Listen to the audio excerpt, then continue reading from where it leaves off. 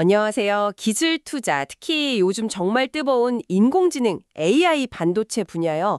이 판도가 어떻게 바뀌고 있는지 다들 궁금하시죠? 때로는 그 시장을 움직이는 큰 손들, 그분들의 행보를 따라가는 것만으로도 뭔가 중요한 흐름을 읽을 수가 있잖아요. 네, 오늘 저희가 주목할 인물이 바로 그 헤지펀드 코튜 매니지먼트를 이끄는 억만장자 투자자 필립 라폰트입니다. 이분 펀드가 지난 3년간 S&P 500 지수를 무려 95%포인트나 초과 달성했어요. 엄청난 성과죠. 이걸 생각하면 이분의 최근 투자 결정, 특히 반도체 포트폴리오 변화는 그냥 지나칠 수 없는 아주 중요한 신호일 수 있습니다. 맞아요. 그래서 오늘 저희 목표는 이 성공한 투자자가 왜 한때 크게 투자했던 AMD 같은 GPU 강자 있잖아요. 그 비중을 대폭 줄이고 대신 암홀딩스라는 성격이 조금 다른 회사에 이렇게 큰 기대를 걸고 있는지 그 속내를 한번 파헤쳐보는 겁니다. 여러분께서도 이 변화의 의미를 잘 이해하시고 또 투자 전략에 대한 새로운 관점을 얻어가실 수 있도록 저희가 한번 깊이 파고들어 보겠습니다. 자, 그럼 시작해 볼까요? 일단 라폰트가 최근에 어떤 움직임을 보였는지 좀 더 구체적으로 살펴보죠. 이분이 AI 붐 초기에 AMD에 꽤 공격적으로 투자했었죠. 한때는 코투 펀드에서 세 번째로 큰 비중을 차지할 정도였다고 하고요. 그런데 2023년 중반 이후에요.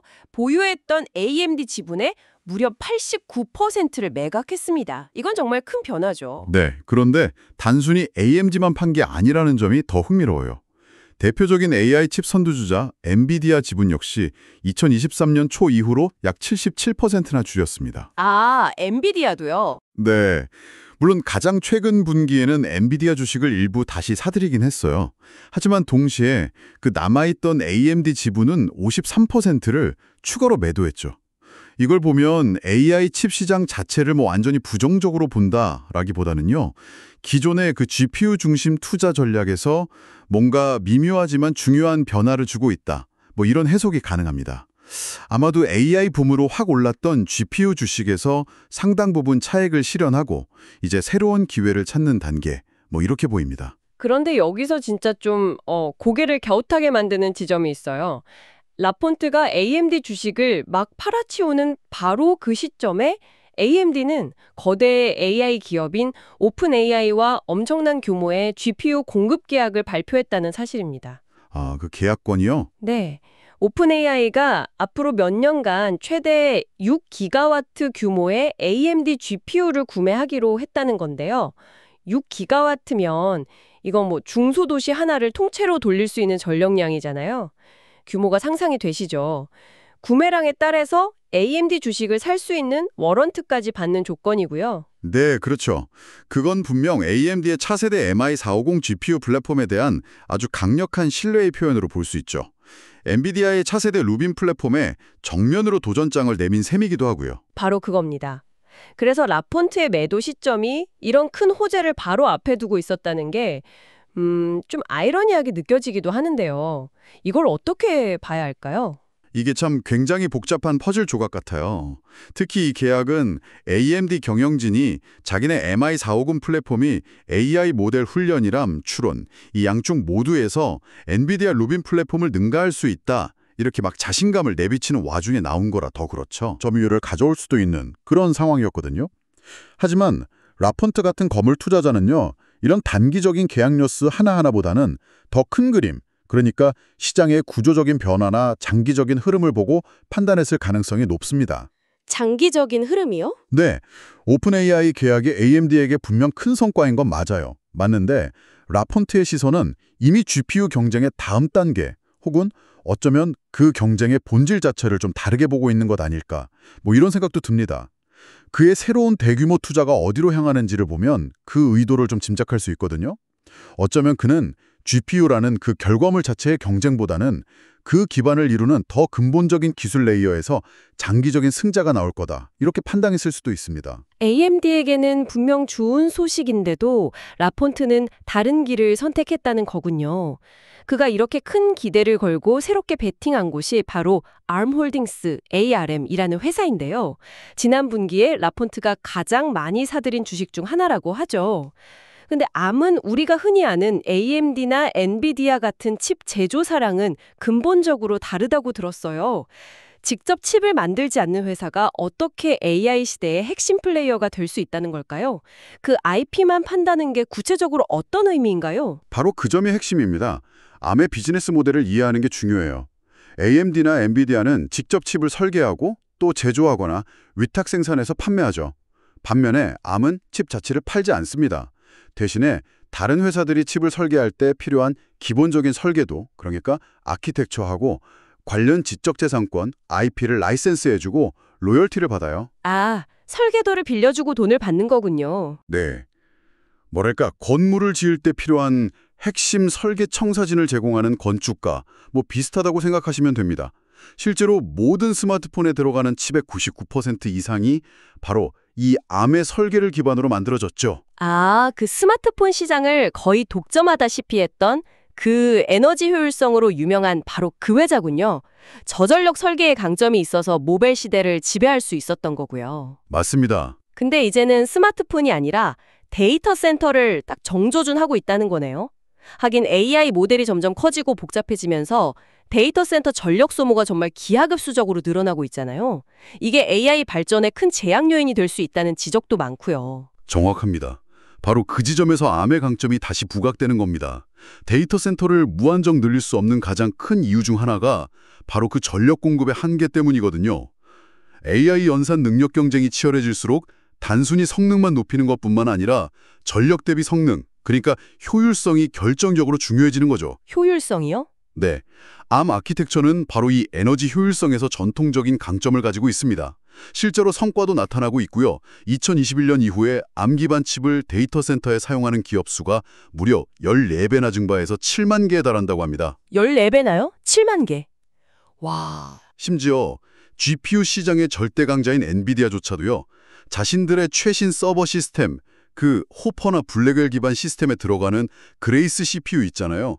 그 CPU를 암의 IP를 라이센스해서 만들었다는 사실, 이게 암 아키텍처의 중요성을 단적으로 보여주는 거죠. 엔비디아마저 암 아키텍처를 쓴다. 이건 정말 시사하는 바가 크네요. 어떻게 보면 암 기술 없이는 AI 인프라를 구축하기 어렵다. 뭐 이런 방증처럼 들리는데요. 그렇죠. 그리고 대규모 클라우드 서비스 제공업체들, 소위 하이퍼스케일러라고 불리는 구글 클라우드, AWS, 마이크로소프트 애저 같은 기업들도 자체 칩 설계의 암 아키텍처를 점점 더 많이 채택하고 있고요. 그런데 잠깐만요. 아까 엔비디아 얘기 나와서 말인데 최근에 엔비디아가 인텔하고 뭔가 거래를 했다는 이야기도 있던데 이건 좀 변수가 될 수 없을까요?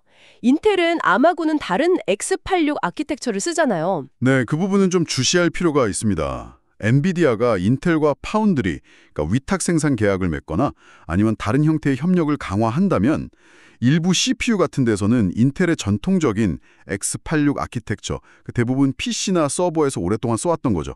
그쪽으로 무게중심을 옮길 가능성도 아주 배제할 수는 없습니다. 그렇군요. 하지만 그럼에도 불구하고 엔비디아 그레이스 CPU 사례에서 보셨듯이 암 아키텍처는 특히 AI 워크로드에 필요한 고성능 그리고 저전력 이 두 마리 토끼를 잡는 데 있어서 여전히 아주 강력한 대안입니다. 다른 GPU 제조사나 혹은 자체 칩을 설계하려는 하이퍼스케일러들한테 암이 제공하는 가치는 분명하죠.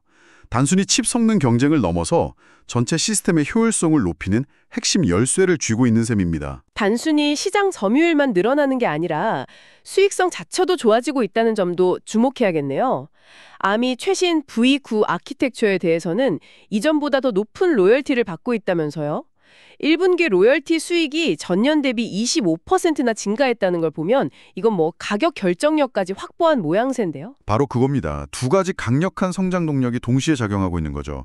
첫째는 데이터 센터라는 고성장, 고부가가치 시장에서의 점유율 확대, 그리고 둘째는 최신 기술, 그러니까 V9 아키텍처에 대한 가격 결정력 강화입니다. 점유율 확대와 가격 결정력. 네. 기업들이 더 높은 성능과 효율성을 위해서 암의 최신 아키텍처를 채택할수록 암의 로열티 수입은 계속 증가할 가능성이 높습니다. 이것이 향후 몇 년간 아주 강력한 매출 및 이익 성장으로 이어질 것이다. 이런 기대감이 라폰트가 암에 크게 베팅하는 핵심 근거일 겁니다.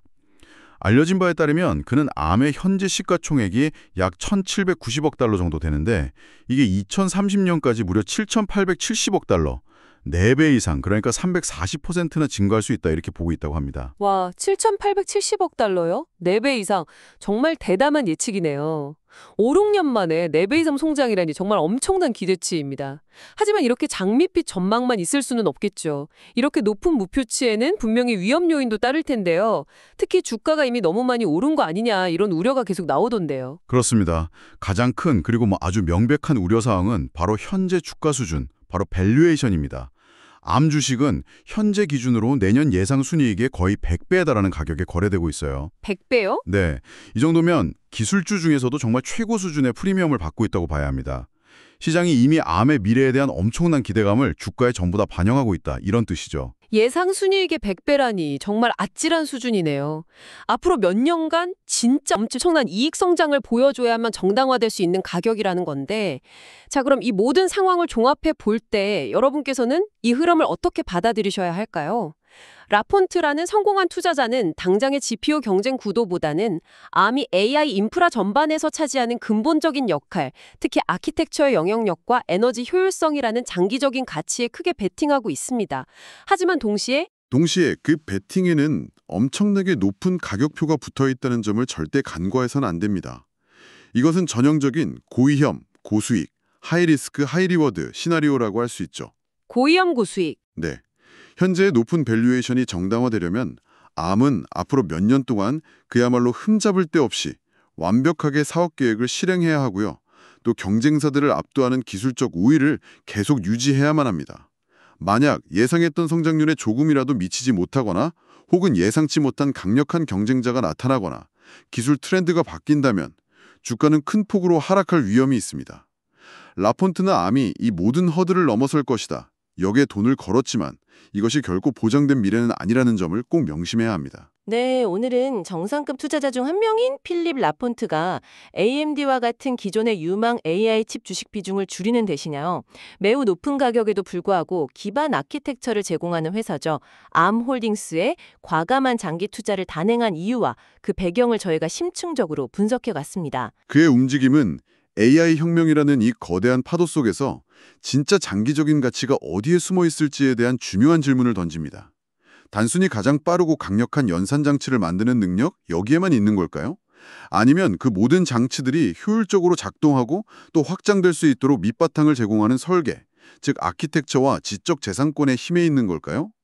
라폰트의 선택은 명백히 후자의 무게를 싣고 있는 것으로 보입니다. 마지막으로 여러분께 이런 질문 한번 던져보고 싶습니다.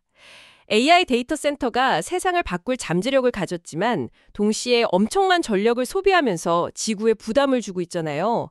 이런 상황에서 단순히 성능 경쟁에만 몰두하는 기업보다 에너지 효율성이라는 이 근본적인 문제를 해결하는 데 기여하는 기업이 결국 더 큰 전략적 중요성을 갖게 되는 것은 아닐까요? 마치 골드러시 시대에 금을 캐는 사람들에게 곡괭이와 삽을 팔아서 더 큰 부를 쌓았던 이들처럼 말이죠. AI 시대에도 우리가 미처 주목하지 못하고 있는 또 다른 핵심적인 곡괭이와 삽 같은 역할을 하는 분야는 없을지 한번 생각해 보시는 것도 흥미로울 것 같습니다.